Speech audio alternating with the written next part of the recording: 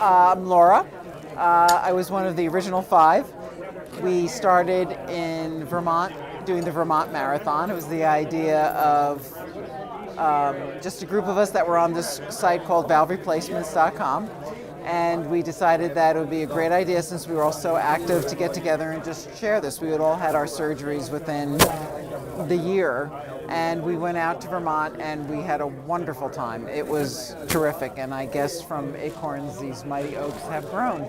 My cardiac history is I was born with a congenital birth defect, one of the most common congenital birth defects, called the bicuspid aortic valve.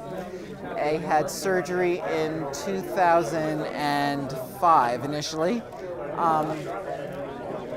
I was an athlete my whole life. I played tennis through high school, rugby in college, was a competitive power lifter for 20 years. I had to give up powerlifting because of the congenital birth defect. And then I took up cycling initially. And then I took up some running, and I started doing duathlons, and had the surgery. Found these cardiac athletes because no doctors could tell me what to do or how to do it or how to go forward. There's no really protocol for athletes returning, and it was a wonderful resource, and just to have other people like-minded as myself trying to get back into athletics. Had a second surgery 14 months ago. There you go. That's the sex shot right there. Had a 14 weeks ago, and I'm going to be running today for the first time in my first race in surgery. I now have a mechanical valve. The other one failed on me, but it was great. I had all my friends from cardiac athletes and valve replacements all rooting for me the whole time.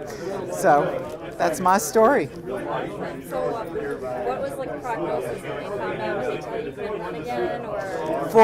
At what point? Well, was there any point that they told you you weren't able? No, you know what?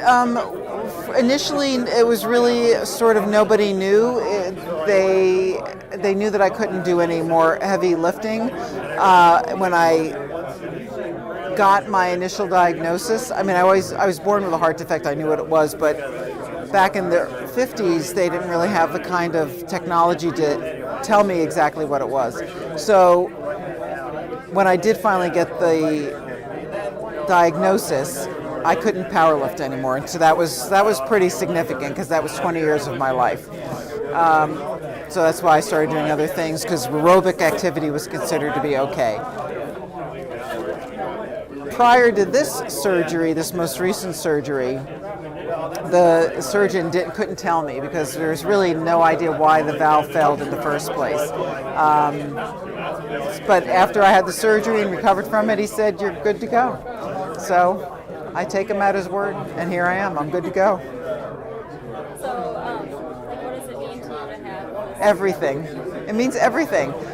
You define yourself, and many people define themselves by what it is that gives them joy.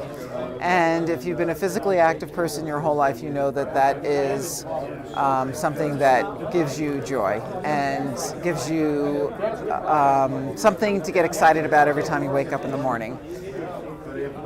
People have said to me, "Wow, that's great. You're so strong. It's so wonderful that you can get up and do this again." And to me, I would need much more strength to not be able to do it again. To me, the strength is not in going back to what gives me happiness. It would be not being able to go back to what gives me happiness. So I really don't think I'm strong at all. I think that I'm very fortunate.